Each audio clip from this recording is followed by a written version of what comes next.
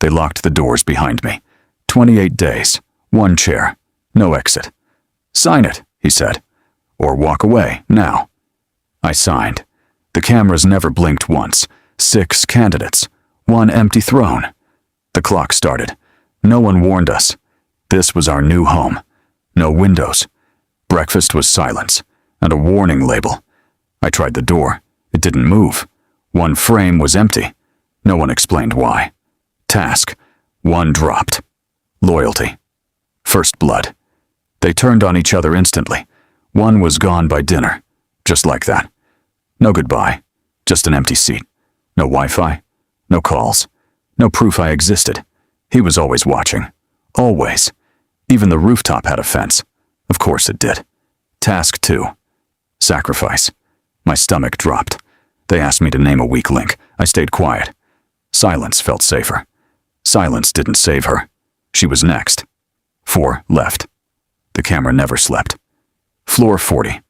The throne waited above. We stopped talking. Trust was a liability now. Day 7. 4 left standing. Barely. Task 3. Leverage. The rules were shifting. They gave us each other's secrets. Deliberately. An alliance formed. Fragile. Necessary. He watched the alliance form. He said nothing. Someone had already chosen a side. Against me. My ally was cut. I hadn't seen it coming. 3 of us left. I trusted no one now. I found a door that wasn't on the map. Behind it, history the company buried on purpose. The empty frame had a name once. Erased. Footsteps. I wasn't supposed to know that. Curiosity, he said slowly, has a cost here. Task 4 demanded something heavier now. A confession. Every secret I carried, I laid it down slowly, deliberately, on record. We had all confessed something. None of us knew what the others said. The ledger judged us. Quietly and without mercy. 2 of us remained.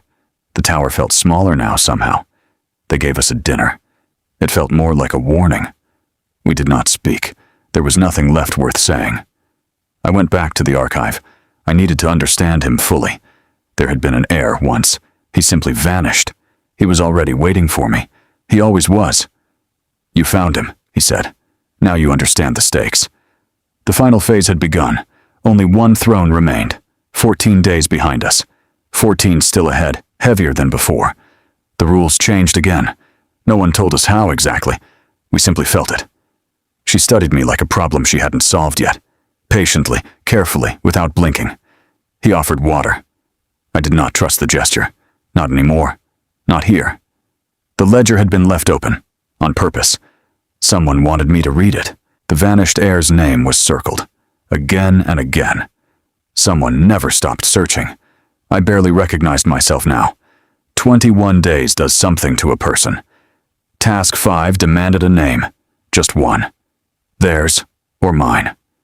I held the envelope for a long time. Long enough to feel the weight of it. He read both answers slowly. Neither of us knew what the other had written. No one was cut that night.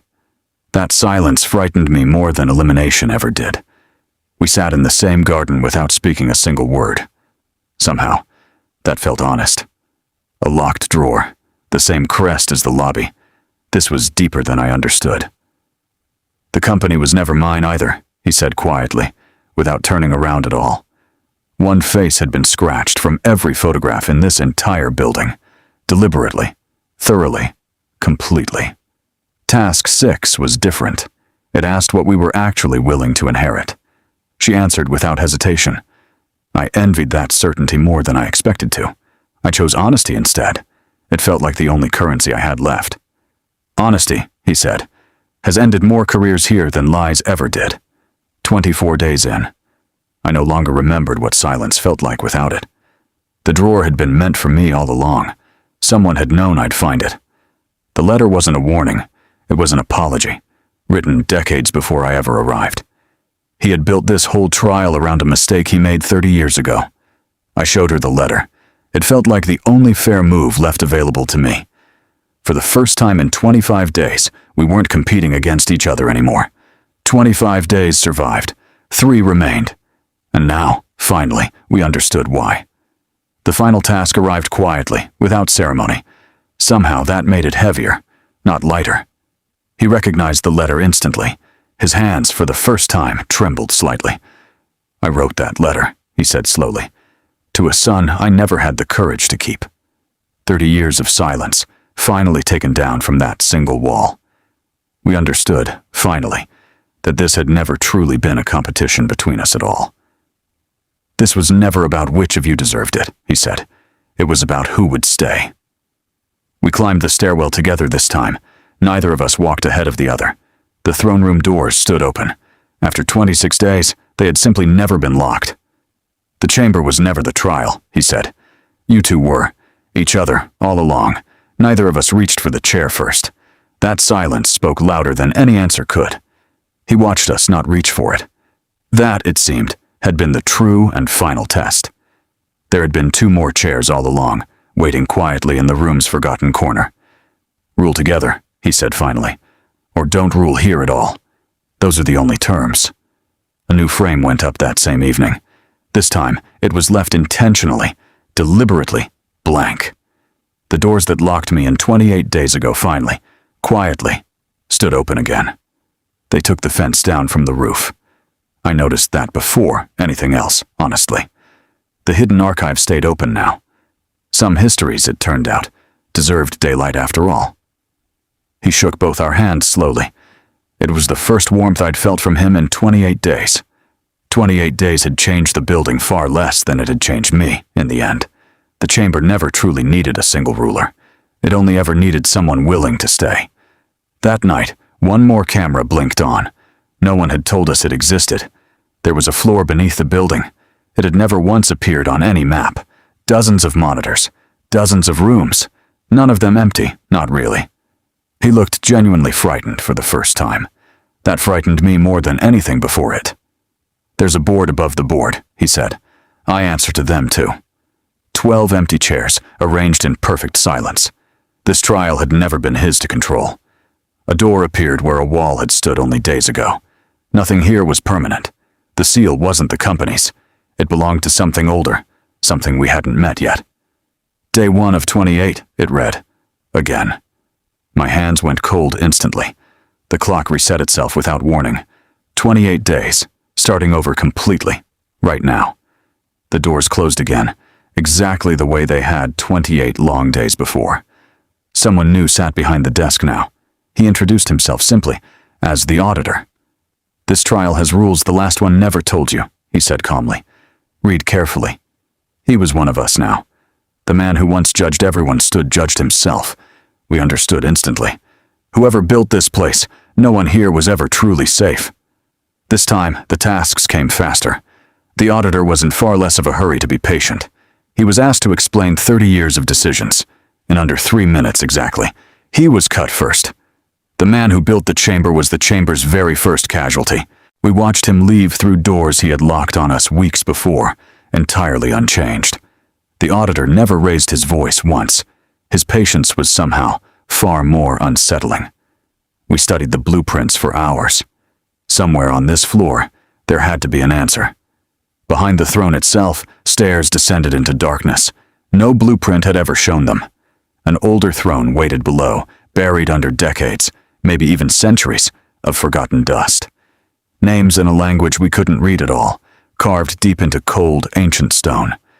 The auditor was already there, waiting patiently, as though he had known we'd come eventually. "Every generation believes they're the first to find this room," he said quietly. "None of them are." We finally understood. The trial had never lasted 28 days. It had lasted generations. The crest carved centuries ago matched the logo above, exactly, without a single difference. He wasn't hired. He had been born into this chamber, exactly the way we now were. Day 10 of the new trial. We climbed back upstairs carrying a truth too heavy to share yet. We agreed not to fight for the throne this time. We agreed instead to end it entirely. We started with the cameras, one monitor at a time, deliberately, methodically, without hesitation. He noticed immediately. For the first time, his composure genuinely, visibly cracked slightly. "You can't dismantle something you don't fully understand yet," he warned, voice low and tight. "Then explain it," we said together. "Or step aside completely. right now. There was one tablet left unread. He had been saving it, deliberately, for this exact moment. Every generation eventually reached this same choice. Some chose the throne. Some chose to end it. I was hoping, he admitted softly, that someone would finally choose differently this time. The countdown screen went dark for the first time in the tower's entire recorded history. The doors stayed open this time, permanently, deliberately, without a single lock left anywhere. We wrote new terms together, the three of us, slowly, carefully, for the first time as equals. The 12 chairs were carried out that same afternoon. No board would ever sit there again.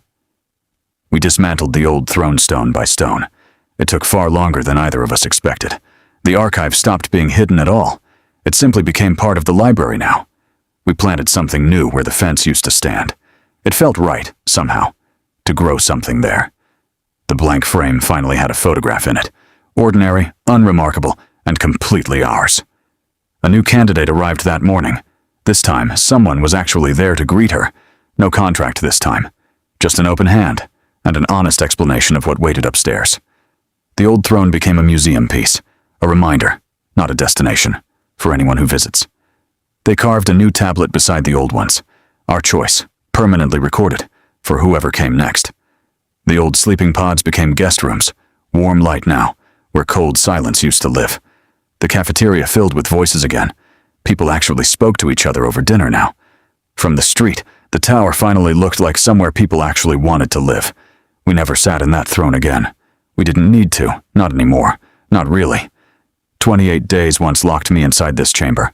It took only one choice to finally set it free, if you survived all 28 days with us. Like, subscribe, comment, and share this now.